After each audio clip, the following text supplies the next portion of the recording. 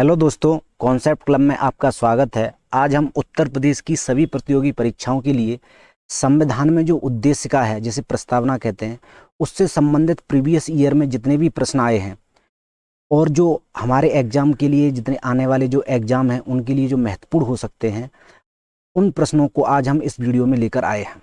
उम्मीद है अगर आप पूरा वीडियो देखेंगे तो उद्देशिका से संबंधित एक भी प्रश्न आपका गलत नहीं होगा। छूटना तो बहुत बड़ी बात है। तो आज का वीडियो शुरू करते हैं।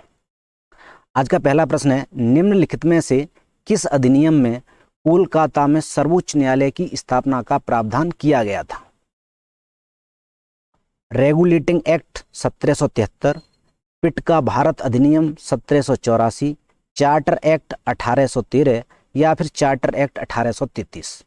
तो सही आंसर होगा ऑप्शन नंबर 1, रेगुलेटिंग एक्ट 1773। तो 1773 का जो रेगुलेटिंग एक्ट है, इसमें कोलकाता में सर्वोच्च न्यायालय की स्थापना का प्रावधान किया गया था। यानी इस रेगुलेटिंग एक्ट में ये कहा गया था कि कोलकाता में एक सर्वोच्च न्यायालय की स्थापना की जाएगी। और 1700 जिसकी स्थापना, यानी जो सर्वोच्च न्यायालय की स्थापना कब की गई? तो 1774, अगले वर्ष में कोलकाता में एक सर्वोच्च न्यायालय की स्थापना की गई। लेकिन रेगुलेटिंग एक्ट कब पास किया गया था? तो रेगुलेटिंग एक्ट पास किया गया था 1773 ईस्वी में। सर एलिजा इम्पे इसके प्रमुख मुख्य न्यायाधीश थे। जो पहला जो रेगुलेटिंग एक्ट के तहत जो कलकत्ता में सर्वोच्च न्यायालय की स्थापना की गई थी, उसके जो मुख्य न्यायाधीश थे प्रथम, वो थे सर एलिजा इम्पे। आज का दूसरा प्रश्न है, हम भारत के लोग भारत को, ये पूरी प्रीएम्बल है यानी पूरी प्रस्तावना है, अपनी इस संविधान सभा में आज, यहाँ पे दिनांक बतानी है, यानी जो भारत की जो संविधान सभा है उसने भारतीय संविधान को कब एतद द्वारा इस संविधान को अंगीकृत, अधिनियमित और आत्मर्पित करते हैं। तो हमें वो तारीख बतानी है, किस तारीख को भारतीय संविधान को संविधान सभा के द्वारा अंगीकृत किया गया है। तो ऑप्शंस हैं 26 जनवरी 1950 को, 26 नवंबर 1949 को, 26 जनवरी 1949 को, या उपयुक्त में से कोई नहीं। तो दोस्तों इस प्रश्न का सही आंसर है ऑप्शन नंबर बी, 26 नवंबर 1949 ईस्वी को जो भारत की संविधान सभा थी उसके द्वारा संविधान को अंगीकृत, अधिनियमित और आत्मर्पित किया गया। तो यह भारतीय संविधान की उद्देशिका है। जैसे मैंने पहले बताया, ये पूरी भारतीय संविधान की उद्देशिका है जिसमें भारतीय राज्य व्यवस्था के स्वरूप, उद्देश्य एवं आदर्शों का उल्लेख किया गया है। जो भारत की जो संविधान की जो प्रस्तावना है उसमें क्या है, जो भारत की राज्य व्यवस्था है उसके पूरे स्वरूप को, उसके क्या उद्देश्य होंगे, उन उद्देश्यों को और आदर्शों का इस चीज में उल्लेख किया गया है। इसमें उस स्थिति का उल्लेख भी किया गया है जिस दिन भारतीय संविधान को स्वीकार किया गया है, यानी उस तारीख का भी उल्लेख किया गया है। तो यहाँ पे जो एक्स की जगह क्या आएगा, 26 नवंबर 1949 अंकित किया जाएगा, क्योंकि संविधान सभा ने जो भारतीय संविधान था उसे 26 नवंबर 1949 ईस्वी को अंगीकृत किया था, अधिनियमित किया था, या आत्मर्पित कह सकते हैं, उसे किया था। तीसरा प्रश्न है, भारतीय गणतंत्र की 26 जनवरी 1950 को सही संवैधानिक वस्तु स्थिति क्या थी? यह संविधान लागू किया गया था। जब यह संविधान लागू किया गया था 26 जनवरी 1950 को, तब उसकी वस्तु स्थिति क्या थी, यानी उसमें जो उद्देश्य दिए गए थे उन्हें किस क्रम से लगाया गया था, यानी उस समय क्या उद्देश्य थे?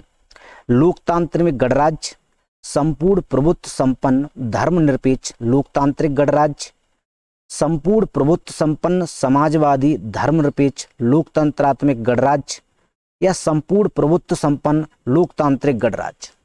तो दोस्तों यहाँ बात की गई है 26 जनवरी 1950 को। तो 26 जनवरी 1950 को जो भारतीय जो प्रस्तावना थी, भारतीय संविधान की जो प्रस्तावना थी, उसमें क्या था कि तब समाजवादी शब्द ऐड नहीं हुआ था। तो समाजवादी इसमें आ रहा है, तो ये ऑप्शन नहीं होगा। तो इस प्रश्न का जो सही आंसर होगा, ऐसे उसमें एक शब्द और जोड़ा गया है, धर्मनिरपेक्ष या पंथ निरपेक्ष शब्द जोड़ा गया है, समाजवादी शब्द जोड़े गए, ये 42वें संविधान संशोधन द्वारा जोड़े गए। तो यहाँ पर धर्मनिरपेक्ष शब्द है, ऑप्शन नंबर बी नहीं होगा, और इसमें सी में समाजवादी शब्द आ रहा है, तो ये नहीं होगा। तो इस प्रश्न का जो सही आंसर होगा वो होगा ऑप्शन नंबर डी, क्योंकि जो समाजवादी और पंथ निरपेक्ष और अखंडता शब्द जो 42वें संविधान संशोधन द्वारा जोड़े गए हैं, दोस्तों इस प्रश्न को बहुत सारे लोग गलत कर देंगे और ये वाला ऑप्शन नंबर सी लगा के आएंगे कि संपूर्ण प्रभुत्व संपन्न समाजवादी धर्मनिरपेक्ष लोकतांत्रिक गणराज्य। ये गणराज्य बना है जो ये समाजवादी ये सब जोड़े गए, ये 42वां संविधान संशोधन जो 1976 में हुआ था उसके बाद जोड़े गए हैं। लेकिन यहाँ पे पूछा गया है 26 जनवरी 1950 को, तो इस प्रश्न का जो सही आंसर होगा वो होगा ऑप्शन नंबर डी। 26 जनवरी 1950 को भारतीय गणतंत्र की संवैधानिक वस्तु स्थिति भारतीय संविधान की तत्कालीन उद्देशिका के अनुसार संपूर्ण प्रभुत्व संपन्न लोकतंत्र में गणराज्य की थी। तो ऑप्शन हमारा कौन सा होगा? डी सही होगा। समाजवादी, पंथ निरपेक्ष और अखंडता शब्द इसमें 42वें संविधान संशोधन अधिनियम 1976 की धारा 2 के द्वारा जोड़े गए। जैसा कि मैंने आपको पहले बताया था कि जो 3 शब्द हैं ये 1976 में 42वें संविधान संशोधन की जो धारा 2 है उसके तहत इन्हें जोड़ा गया है। अगला प्रश्न है, भारत के संविधान के निर्माताओं का मत निम्नलिखित में से किसमें प्रतिबिंबित होता है? जो भारत के जो संविधान निर्माता थे उनका जो मत था, उनके जो उद्देश्य थे वो किसमें प्रतिबिंबित होते हैं? उद्देशिका में, मूल अधिकारों में, राज्य की नीति के निदेशक तत्वों में या मूल कर्तव्यों में? तो इस प्रश्न का सही आंसर होगा ऑप्शन नंबर 1। उद्देशिका में भारतीय संविधान के जो नीति निर्माता थे उनके जो मत हैं वो प्रियम्बल है, जिसे उद्देशिका कहते हैं, प्रस्तावना कहते हैं, उसमें प्रतिबिंबित होते हैं। तो इस प्रश्न का जो सही आंसर होगा वो होगा ऑप्शन नंबर ए। भारत के संविधान के निर्माताओं का मत उद्देशिका में प्रतिबिंबित होता है। यह संविधान निर्माताओं की मन स्थिति को समझने की एक कुंजी है। कौन? प्रस्तावना। यह संविधान निर्माताओं के सिद्धांतों एवं आदर्शों को प्रदर्शित करती है, मन स्थिति को समझती भी है और सिद्धांतों और उनके आदर्शों को भी प्रदर्शित करती है। संविधान की प्रस्तावना ने देश की नियति को आकार देने में प्रमुख भूमिका निभाई है। ये चीज़ भी देख सकते हैं, जो भारतीय संविधान की जो प्रस्तावना है, उद्देशिका है, प्रियम्बल कह सकते हैं, उसने जो देश की नियति है उसको आकार देने में भी बहुत महत्वपूर्ण भूमिका निभाई है। 13 दिसंबर 1946 को संविधान सभा के समक्ष जवाहरलाल नेहरू द्वारा प्रस्तुत उद्देश्य प्रस्ताव को 22 जनवरी 1947 को पारित किया गया। इसे ही परिवर्तित करके संविधान की प्रस्तावना के रूप में स्वीकार कर लिया गया। दोस्तों सबसे पहले जवाहरलाल नेहरू ने जैसे ही संविधान सभा का गठन हुआ था तो 13 दिसंबर 1946 को संविधान सभा में एक उद्देश्य प्रस्ताव पेश किया और संविधान सभा ने उसे 22 जनवरी 1947 को पास कर दिया। उसी में मूलचूल परिवर्तन करके इसे भारत की संविधान की जो प्रस्तावना के रूप में स्वीकार कर लिया गया है। आज का 5वां प्रश्न है, भारत के संविधान की प्रस्तावना में कितने प्रकार के न्याय, स्वतंत्रता, समानता और भ्रातृत्व का उसी क्रम में उल्लेख किया गया है? तो दोस्तों जो भारत की जो प्रियम्बल है, प्रस्तावना है, उसमें न्याय कितने प्रकार का है? तो 3 प्रकार के न्याय की बात की गई है। स्वतंत्रता 5 प्रकार की है, समानता 2 प्रकार की है और भ्रातृत्व का उसी मतलब जो भ्रातृत्व का है वो 1 प्रकार के भ्रातृत्व को शामिल किया गया है। तो जो सही ऑप्शन होगा वो होगा ऑप्शन नंबर 1। 3 प्रकार का न्याय, 5 प्रकार की स्वतंत्रता, 2 प्रकार की समानता और 1 प्रकार का भ्रातृत्व। भारत के संविधान की प्रस्तावना में 3 प्रकार का न्याय है। कौन कौन सा न्याय है? सामाजिक, आर्थिक और राजनीतिक न्याय की बात की गई है। भारत के संविधान में 3 प्रकार का न्याय है, वो न्याय है सामाजिक, आर्थिक और राजनीतिक। 5 प्रकार की स्वतंत्रता की बात की गई है। कौन कौन सी? विचार, अभिव्यक्ति, विश्वास, धर्म और उपासना। ये 5 प्रकार की स्वतंत्रता की बात की गई है। 2 प्रकार की समानता, किसकी? प्रतिष्ठा और अवसर की समानता की बात की गई है। एवं 1 प्रकार का भ्रातृत्व जिसे बंधुता कहते हैं उसका उल्लेख किया गया है। 6वां प्रश्न है, भारतीय संविधान की प्रस्तावना के सिलसिले में निम्न में कौन सा क्रम सही है? जो भारत की संविधान की जो प्रस्तावना है उसमें जो सार्वभौमिक, सत्ता संपन्न, इनका क्रम पूछा है, तो कौन सा क्रम सही है? सार्वभौम, सत्ता संपन्न, समाजवादी, पंथ निरपेक्ष, लोकतंत्रात्मक गणराज्य, गणतंत्र, जनवादी, धर्मनिरपेक्ष, समाजवादी, सार्वभौमिक, सत्ता संपन्न, सार्वभौम, सत्ता संपन्न, समाजवादी, जनवादी, धर्मनिरपेक्ष, गणतंत्र, सार्वभौमिक, सत्ता संपन्न, जनवादी, धर्मनिरपेक्ष, समाजवादी, गणतंत्र। तो सही आंसर होगा ऑप्शन नंबर 1। जिन दिए गए शब्द भारतीय संविधान की प्रस्तावना में वर्णित किए गए हैं यह भारतीय राज्य व्यवस्था के स्वरूप का वर्णन करते हैं। इनमें से समाजवादी और पंथनिरपेक्ष शब्द मूल संविधान में नहीं थे। तो इन्हें कब जोड़ा गया है? 42वें संविधान संशोधन द्वारा जोड़ा गया है। 42वें संविधान संशोधन द्वारा जोड़ा गया है। जोड़े जाने के पश्चात संविधान में इन शब्दों का जो निर्धारित क्रम है वो इस प्रकार है: सार्वभौमिक, सत्ता संपन्न, समाजवादी, पंथनिरपेक्ष, लोकतांत्रिक, गणराज्य या गणतंत्र कह सकते हैं के रूप में इनका उल्लेख है। जनवादी शब्द है, ये भारत की संविधान की उद्देशिका में उल्लेखित नहीं है। ये जो शब्द है वो चीन के संविधान में उल्लेखित है। तो जिन जिनमें जनवादी आया है उन ऑप्शन को हम निगलेक्ट कर देंगे। तो ऑप्शन नंबर डी हट जाएगा, जनवादी आया है।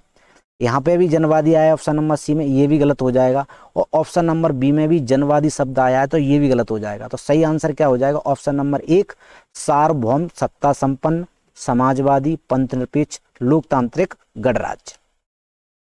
अगला प्रश्न है, भारतीय संविधान की प्रस्तावना में भारत को किस रूप में उद्घोषित किया गया है?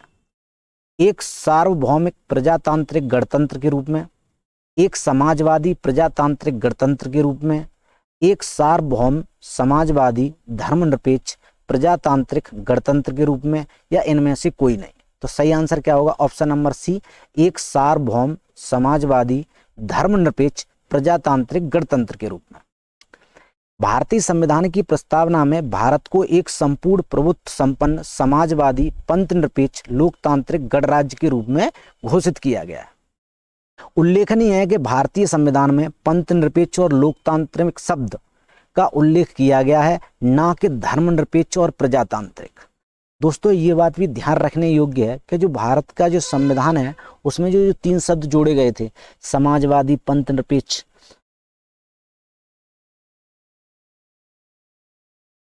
और लोकतांत्रिक, तो इसमें जो जहां हम कई बार पंथनिरपेक्ष कह देते हैं तो वो पंथनिरपेक्ष है, ना कि धर्मनिरपेक्ष। धर्मनिरपेक्ष गलत है, जो सही शब्द है वो है पंथनिरपेक्ष।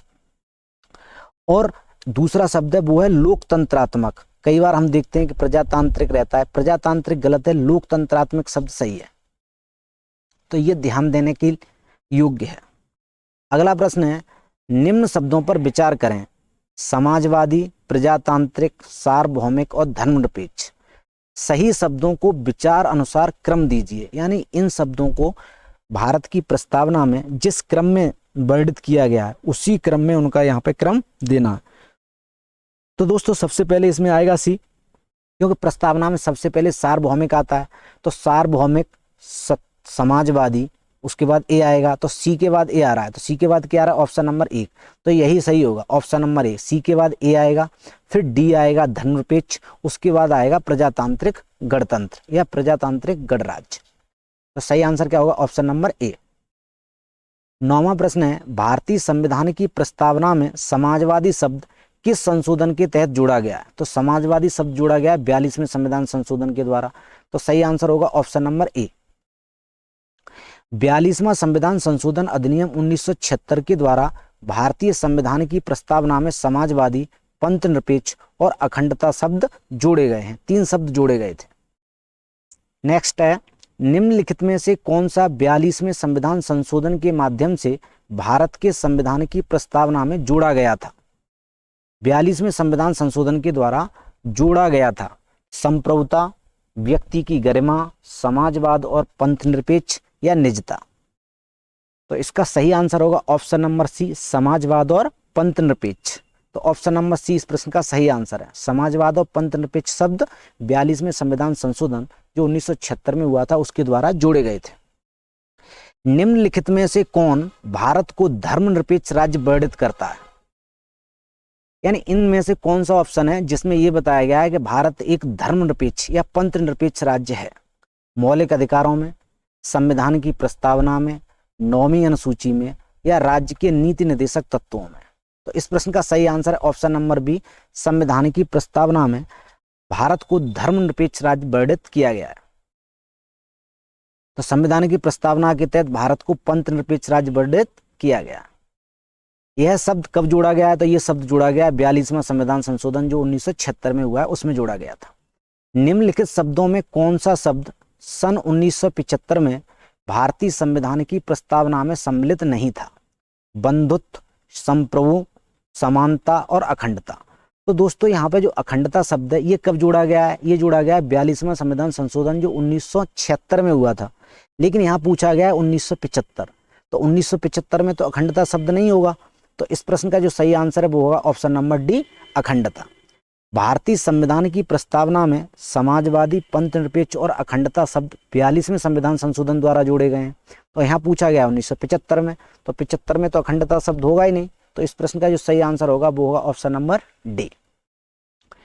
निम्नलिखित शब्दों में कौन सा शब्द 42वें संविधान संशोधन द्वारा प्रस्तावना में जोड़े गए हैं, यानी 42 इन जो 4 दिए हैं इनमें से हमें पता करना है कि 42वें संविधान संशोधन के द्वारा प्रस्तावना में कौन से शब्द जोड़े गए हैं।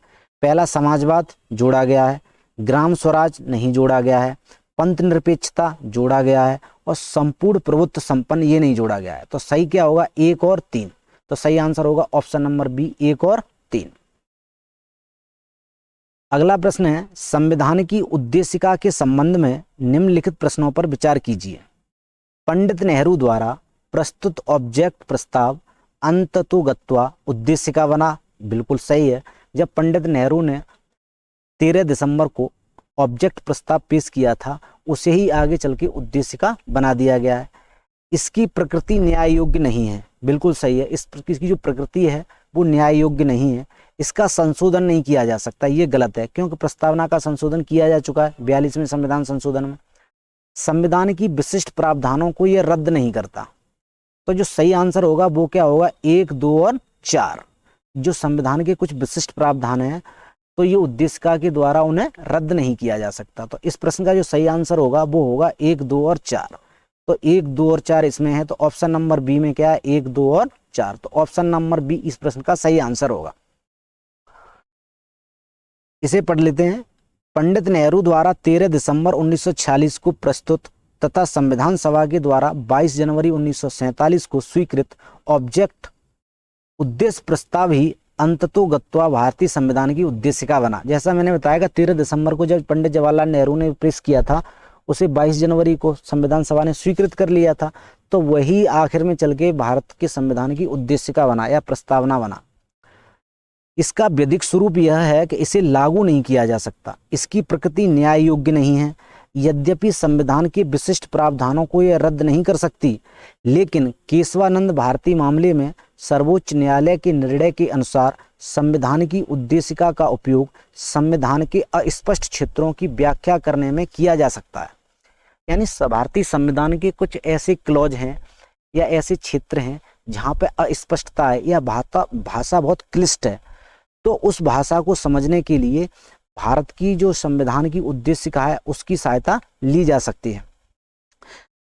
उद्देशिका में संशोधन संभव है, संशोधन हो चुका है, और 42वें संविधान संशोधन क्षेत्र द्वारा इसमें समाजवादी, पंथ निरपेक्ष और अखंडता शब्द जोड़ दिए गए थे। तो ये है, तो सही आंसर क्या होगा, ऑप्शन नंबर बी, 1, 2 और 4। अगला प्रश्न है, संविधान की प्रस्तावना का विधिक स्वरूप क्या है। विधिक स्वरूप, यह लागू किया जा सकता है, यह लागू नहीं किया जा सकता, विशेष परिस्थितियों में लागू किया जा सकता है, या उपयुक्त में से कोई नहीं। तो इसका सही आंसर होगा ऑप्शन नंबर बी, इसे लागू नहीं किया जा सकता। भारतीय संविधान की उद्देशिका में संशोधन किया गया है। तो भारतीय संविधान की जो उद्देशिका है जिसे प्रस्तावना कहते हैं, तो उसमें किया गया 42वें संविधान संशोधन के द्वारा, जो कब हुआ है 1976 में। तो सही आंसर होगा ऑप्शन नंबर सी, 42वें संविधान संशोधन द्वारा।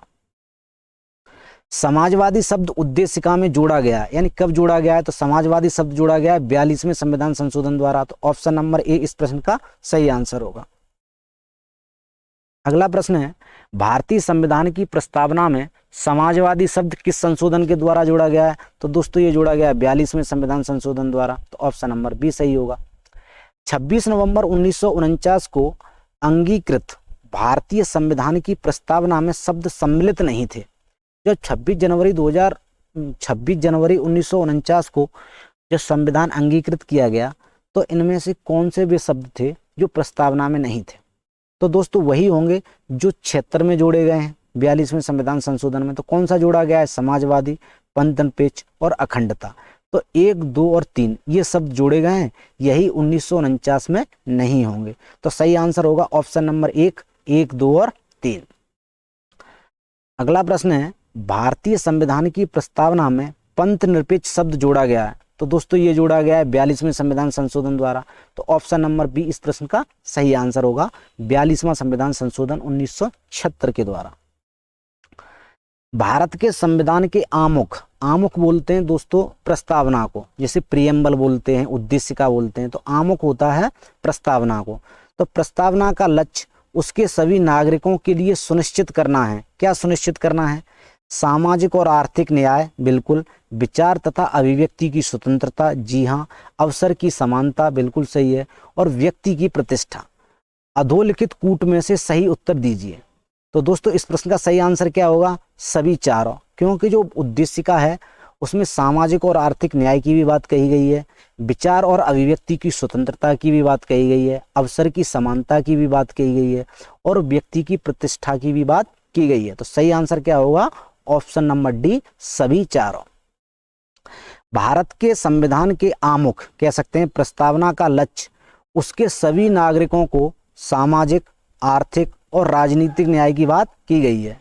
विचार, अभिव्यक्ति, विश्वास, धर्म और उपासना की स्वतंत्रता की बात कही गई है। प्रतिष्ठा और अवसर की समानता और व्यक्ति की गरिमा सुनिश्चित करना भी बताया गया है। नीचे दो कथन दिए गए हैं, इनमें से एक को कथन और दूसरे को कारण कहा गया है। कथन ए क्या है? भारत एक संपूर्ण प्रभुत्व संपन्न समाजवादी धर्मनिरपेक्ष लोकतांत्रिक गणराज्य है।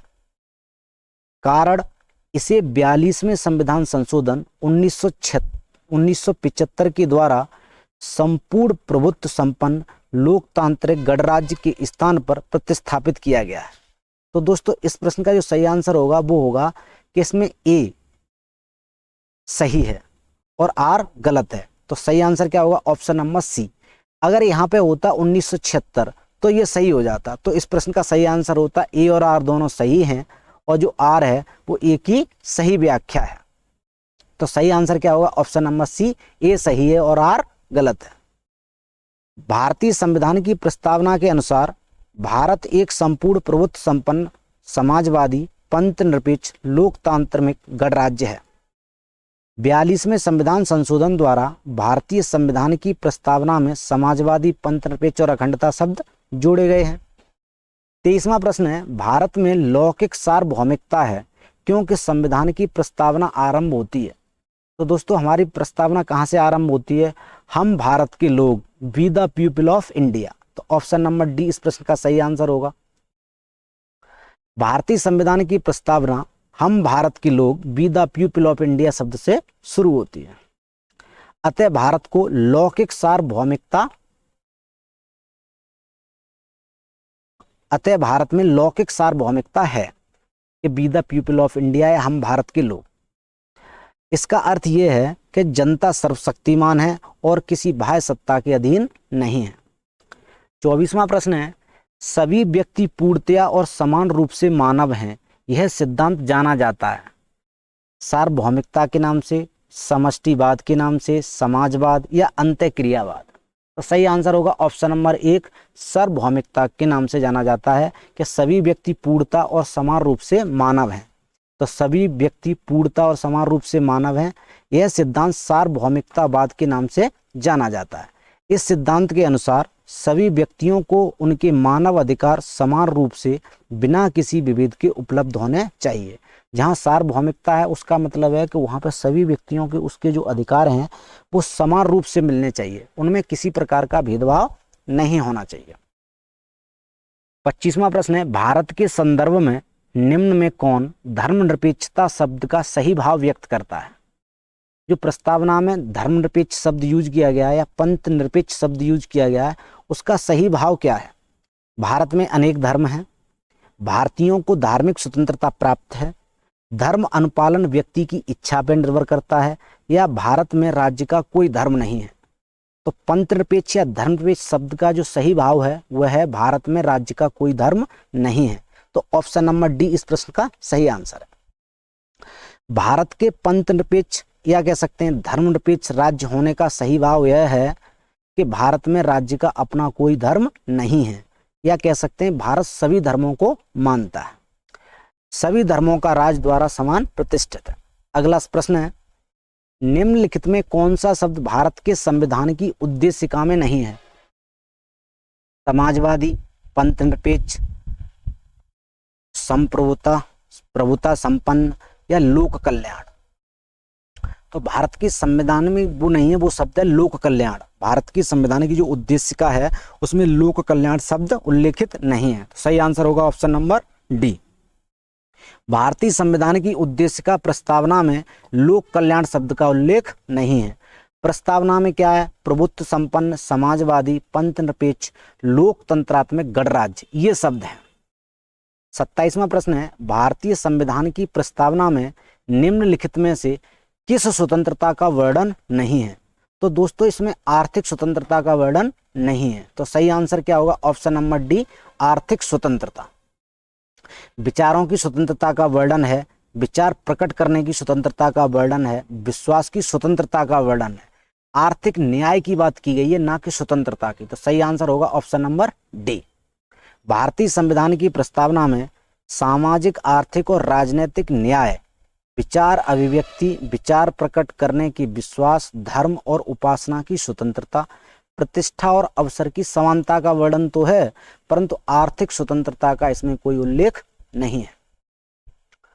28वां प्रश्न है, निम्न में कौन भारतीय संविधान की प्रस्तावना में उल्लेखित नहीं है? सामाजिक न्याय, आर्थिक न्याय, राजनीतिक न्याय या धार्मिक न्याय? तो दोस्तों धार्मिक स्वतंत्रता है, धार्मिक न्याय नहीं है। तो ऑप्शन नंबर डी इस प्रश्न का सही आंसर होगा। 29वां प्रश्न है, संविधान की प्रस्तावना के बारे में कौन सा कथन सही है? समाजवादी, धर्मनिरपेक्ष शब्द 1950 में लागू संविधान के अंग नहीं थे। बिल्कुल सही बात है। जो समाजवादी और जो धर्मनिरपेक्ष शब्द हैं वो 1950 की जो संविधान सभा के द्वारा जो संविधान लागू किया गया था उसमें उस समय प्रस्तावना के तो हिस्सा थे ही नहीं। तो इस प्रश्न का जो सही आंसर है वो होगा ऑप्शन नंबर ए। ये गलत है कि ये शब्द 1970 के द्वारा जोड़े गए, नहीं, 1976 में जोड़े गए, 1985 के संशोधन में जोड़े गए, ये भी गलत है। और संविधान की प्रस्तावना का अंग नहीं है, ये भी गलत है, क्योंकि अंग हैं लेकिन 76 के बाद है, ना 77 के बाद और ना 85 के बाद।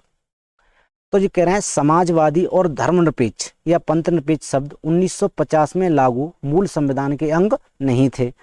ये शब्द कब जोड़े गए हैं? तो ये जोड़े गए 1976 के 42वें संविधान संशोधन अधिनियम की धारा 2 के तहत। भारतीय संविधान का कौन सा भाग संविधान की आत्मा कहलाता है? मूल अधिकार, राज्य की नीति निर्देशक तत्व, उद्देशिका या संवैधानिक उपचारों का अधिकार? तो सही आंसर होगा ऑप्शन नंबर सी, उद्देशिका। भारतीय संविधान की उद्देशिका को संविधान की आत्मा कहा जाता है। के.एम. मुंशी ने इसे राजनीतिक जन्मपत्री कहा है, किसे? उद्देशिका को। सुभाष कश्यप ने उद्देशिका को कहा है कि संविधान शरीर है तो प्रस्तावना उसकी आत्मा है, और यदि प्रस्तावना आधारशिला है तो संविधान उस पर खड़ी अट्टालिका है। ये किसने कहा है? सुभाष कश्यप ने। और के.एम. मुंशी ने कहा है कि ये राजनीतिक जन्मपत्री है उद्देशिका। और डॉक्टर बी.आर. अम्बेडकर ने जो आत्मा कहा है, आत्मा और हृदय कहा है, वह कहा है संवैधानिक उपचारों के अधिकार को, ना कि उद्देशिका को। यहीं पे दोस्तों कंफ्यूजन होता है कि संविधान की आत्मा अम्बेडकर के हिसाब से तो संवैधानिक उपचारों के अधिकार को बोला गया है और वैसे बोला गया है उद्देशिका को। तो सही, इस प्रश्न का जो सही आंसर होगा वो होगा ऑप्शन नंबर सी। निम्न में से किसने भारतीय संविधान की प्रस्तावना को हमारे संप्रभु प्रजातांत्रिक गणतंत्र की जन्म कुंडली कहा है? तो जन्म कुंडली किसने कहा है? जन्म कुंडली कहा है के.एम. मुंशी ने। इस प्रश्न का जो सही आंसर होगा वो क्या होगा? Option number D, K M. Munshi. Mahatma Gandhi नहीं होगा। इस प्रश्न का सही आंसर है के.एम. मुंशी। विधान को एक पवित्र दस्तावेज किसने कहा है? जो संविधान है उस संविधान को एक पवित्र दस्तावेज किसने कहा है? तो पवित्र दस्तावेज कहा है बी.आर. अम्बेडकर ने। तो इस प्रश्न का सही आंसर होगा वो होगा option number 1, B R. Ambedkar. B R. Ambedkar ने भारतीय संविधान को एक पवित्र दस्तावेज कहा है। 29 अगस्त 1947 को संविधान सभा ने बी.आर. अम्बेडकर की अध्यक्षता में एक 7 सदस्यीय प्रारूप समिति का गठन किया था। कब किया गया था? 29 अगस्त 1947 ईस्वी को प्रारूप समिति का गठन किया था, जिसके अध्यक्ष थे बाबा साहब भीमराव अम्बेडकर। और इसमें टोटल सदस्य कितने थे, तो वो थे 7 सदस्य। किस बात के फैसले में सर्वोच्च न्यायालय ने सर्वप्रथम घोषित किया कि उद्देशिका संविधान का हिस्सा नहीं है? यहाँ नहीं है की बात की गई है, तो वो था बेरूबारी केस। तो ऑप्शन नंबर ए इस प्रश्न का सही आंसर है कि बेरूबारी का जो वाद था उसमें ही सर्वोच्च न्यायालय ने कहा कि जो उद्देशिका है वो संविधान का हिस्सा नहीं है। तो बेरूबारी यूनियन के बाद में 1960 में, ये कब था, 1960 में सर्वोच्च न्यायालय ने सर्वप्रथम घोषित किया कि उद्देशिका संविधान का अंग नहीं है। लेकिन केशवानंद भारती बनाम केरल राज्य के बाद जो 1900 कब हुआ, 73 में, इसमें सर्वोच्च न्यायालय ने उपयुक्त निर्णय को पलट दिया और कहा कि जो उद्देशिका है वो संविधान का भाग है। निम्न में से किस बात में उच्चतम न्यायालय ने धारणा प्रस्तुत की कि उद्देशिका संविधान का भाग है? तो वो किसमें की थी दोस्तों? यूनियन ऑफ इंडिया बनाम डॉक्टर कोहली, बनारसी दास बनाम स्टेट ऑफ यूपी, बम्बई बनाम यूनियन ऑफ इंडिया, या मलिक सिंह बनाम स्टेट ऑफ पंजाब। तो इसका सही आंसर है ऑप्शन नंबर सी, बम्बई बनाम यूनियन ऑफ इंडिया।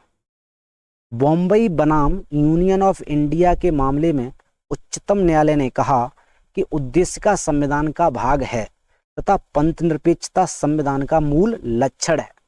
तो पंथ निरपेक्षता है वो मूल लक्षण है संविधान का, और जो उद्देशिका है वो संविधान का मेन भाग है। केशवानंद भारती बनाम केरल राज्य के मामले में भी बहुमत से दिया गया निर्णय उद्देशिका को संविधान का भाग माना गया था, लेकिन यहाँ पे केशवानंद भारती बाद नहीं है, तो सही आंसर होगा ऑप्शन नंबर सी, बॉम्बे बनाम यूनियन ऑफ इंडिया। 35वां प्रश्न है, निम्नलिखित विवादों में से किसमें सर्वोच्च न्यायालय ने प्रस्तावना को भारतीय संविधान की मूल संरचना का भाग स्वीकार किया? तो वो कौन सा था? केशवानंद भारती विवाद। दोस्तों इसकी कई बार सन पूछ ली जाती है, तो ये कब हुआ था केशवानंद भारती विवाद? 1973 ईस्वी में। केशवानंद भारती बनाम केरल राज्य 1973 के मामले में सर्वोच्च न्यायालय ने प्रस्तावना को भारतीय संविधान की मूल संरचना का भाग स्वीकार किया। सर्वोच्च न्यायालय के शब्दों में हमारे संविधान का जो प्रसाद है वो उद्देशिका में वर्णित है, या कह सकते हैं बुनियादी तत्वों पर खड़ा हुआ है। यदि इनमें से किसी भी तत्व को हटा दिया जाए तो हमारा सारा ढांचा ही ढह जाएगा, अर्थात संविधान अपना अस्तित्व या पहचान खो देगा। 36वां प्रश्न है, भारतीय संविधान की प्रस्तावना में जिन आदर्शों और उद्देश्यों की रूपरेखा दी गई है उनकी व्याख्या कहाँ की गई है? उद्देशिका में जो आदर्श दिए गए हैं, रूपरेखाएं दी गई हैं, उनकी आगे व्याख्या संविधान में कहाँ की गई है? तो मूल अधिकारों के अध्याय में की गई है, क्या राज्य के नीति निर्देशक सिद्धांतों के अध्याय में की गई है, या फिर मूल अधिकार और राज्य के नीति निर्देशक सिद्धांत तथा मौलिक कर्तव्यों के अध्याय में की गई है, या संविधान के पाठ में कहीं नहीं की गई? तो सही आंसर है ऑप्शन नंबर सी। दोस्तों मूल अधिकार, राज्य की नीति के जो निर्देशक तत्व हैं, सिद्धांत हैं, उनमें और मौलिक कर्तव्यों में, इन अध्यायों में जो प्रस्तावना में जो आदर्श दिए गए हैं या जो उद्देश्य हैं उनकी व्याख्या की गई है। तो भारतीय संविधान की जो प्रस्तावना है वो संविधान के उद्देश्यों को प्रतिबिंबित करती है। संविधान का मुख्य उद्देश्य क्या है? मुख्य उद्देश्य है भारतीय जनता को सामाजिक, आर्थिक और राजनीतिक न्याय दिलाना और विचार, अभिव्यक्ति, विश्वास, धर्म और उपासना की स्वतंत्रता प्रदान करना, प्रतिष्ठा और अवसर की समानता प्रदान करना। व्यक्ति का उत्कर्ष कहीं संपूर्ण राष्ट्र के उत्कर्ष में बाधक ना बन जाए, इसीलिए संविधान में बंधुत्व की भावना पर बल दिया गया है। इस प्रकार प्रस्तावना में जिन आदर्शों और उद्देश्यों की रूपरेखा दी गई है उनकी व्याख्या संविधान में आगे मूल अधिकार, राज्य के नीति निर्देशक सिद्धांत और मौलिक कर्तव्यों के अध्याय में की गई है। 37वां प्रश्न है, निम्नलिखित में से कौन एक भारतीय संविधान के उद्देश्यों को प्रतिबिंबित करता है? तो वो कौन करता है? संविधान की प्रस्तावना। तो ऑप्शन नंबर बी इस प्रश्न का सही आंसर है। भारत के संविधान की उद्देशिका में कितने प्रकार के न्याय की व्यवस्था की गई है? तो दोस्तों कितने प्रकार का न्याय है? तो वो 3 प्रकार का न्याय की बात की गई है, सामाजिक, आर्थिक और राजनीतिक। तो ऑप्शन नंबर बी इस प्रश्न का सही आंसर है। भारत के संविधान की उद्देशिका में 3 प्रकार के न्याय की बात की गई है। वो न्याय कौन सा है? सामाजिक, आर्थिक और राजनीतिक। सामाजिक न्याय से तात्पर्य यह है कि प्रत्येक नागरिक के साथ जाति, रंग, धर्म, लिंग इसके आधार पर कोई भेदभाव ना किया जाए या उनके साथ समान व्यवहार किया जाए। आर्थिक न्याय से क्या तात्पर्य है? तो आर्थिक न्याय से तात्पर्य है कि जो आर्थिक आधार पर किसी के साथ भेदभाव ना हो, कि कोई ज़्यादा पैसे वाला है कोई कम है, तो उसके आधार पर भेदभाव ना हो। और जो अंतिम है वो है राजनीतिक न्याय। राजनीतिक न्याय का मतलब क्या है? प्रत्येक नागरिक को समान राजनीतिक अधिकार प्राप्त होने चाहिए। अगला प्रश्न है, भारत के संविधान के उद्देश्यों में से एक के रूप में आर्थिक न्याय का किस में उपबंध किया गया है? तो दोस्तों आर्थिक न्याय की बात कहाँ कही गई है? उद्देशिका और मूल अधिकार में, उद्देशिका और राज्य के नीति निर्देशक तत्वों में, मूल अधिकार और राज्य के नीति निर्देशक तत्वों में, या इनमें से कोई नहीं। तो दोस्तों जो आर्थिक न्याय की बात की गई है वो दो जगह की गई है, एक तो उद्देशिका में की गई है और राज्य की नीति के जो निर्देशक तत्व हैं वहां पे की गई है। तो ऑप्शन नंबर बी इस प्रश्न का सही आंसर है। ऑप्शन नंबर ए क्यों गलत है? तो उद्देशिका में तो बात की गई है लेकिन मूल अधिकारों में आर्थिक न्याय की बात नहीं की गई, और मूल अधिकार यहाँ पर भी है ऑप्शन नंबर सी में। तो ए और सी दोनों गलत हो गए। तो इस प्रश्न का सही आंसर है ऑप्शन नंबर बी, उद्देशिका और राज्य के नीति निर्देशक के जो तत्व हैं उसमें आर्थिक न्याय के उपबंध की बात कही गई है। भारतीय संविधान की उद्देशिका और राज्य के नीति निर्देशक तत्व आर्थिक न्याय की परिकल्पना एवं उसके उद्देश्य का उपबंध करते हैं। 40वां प्रश्न है, भारत के संविधान की उद्देशिका, जो भारत के संविधान की जो उद्देशिका है वह है संविधान का भाग है किंतु कोई विद्युत प्रभाव नहीं रखती, कोई विशिष्ट प्रभाव नहीं रखती।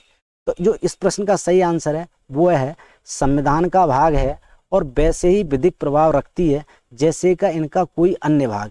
ये भी गलत है, अन्य भाग नहीं है, जैसे विशिष्ट प्रावधान है वैसे प्रावधान नहीं रखती है। तो इस प्रश्न का जो सही आंसर है वो है ऑप्शन नंबर डी, संविधान का भाग है। सही आंसर है ऑप्शन नंबर डी, संविधान का भाग है किंतु उसकी अन्य भागों से स्वतंत्र होकर उसका कोई अपना विधिक प्रभाव नहीं है। तो ऑप्शन नंबर डी इस प्रश्न का सही आंसर है। केशवानंद भारती बनाम केरल राज्य वाद जो कब हुआ? 1973 में। सर्वोच्च न्यायालय की बृहद संविधान पीठ ने यह निर्णय दिया कि उद्देश्य का संविधान का भाग है।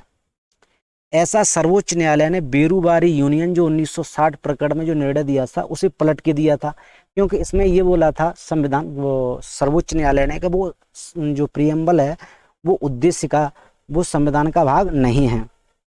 लेकिन इसे बाद में भाग मान लिया गया और बताया गया कि स्वतंत्र होकर इसका कोई खास विधिक महत्व नहीं है, लेकिन जहाँ संविधान की भाषा क्लिष्ट है वहाँ पे इसकी मदद ली जा सकती है समझने के लिए।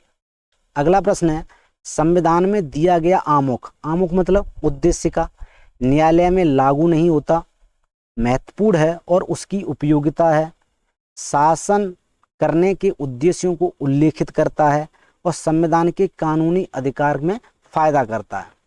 तो दोस्तों इस प्रश्न का ये न्यायालय में लागू नहीं होता बिल्कुल सही है, महत्वपूर्ण है इसकी उपयोगिता है ये भी सही है, लेकिन शासन के उद्देश्यों को उल्लेखित करता है ये भी सही है, लेकिन कानूनी अधिकार से करता है ये नहीं करता। तो इस प्रश्न का सही आंसर होगा वो होगा 1, 2 और 3। तो 1, 2 और 3 ऑप्शन नंबर सी इस प्रश्न का सही आंसर होगा 1, 2 और 3। अगला प्रश्न है, निम्न में से कौन सही है? सामाजिक समानता संविधान में प्रत्याभूत नहीं है, देश में सामाजिक समानता पहले से विद्यमान थी, सामाजिक समानता संविधान में प्रत्याभूत है, या इनमें से कोई नहीं।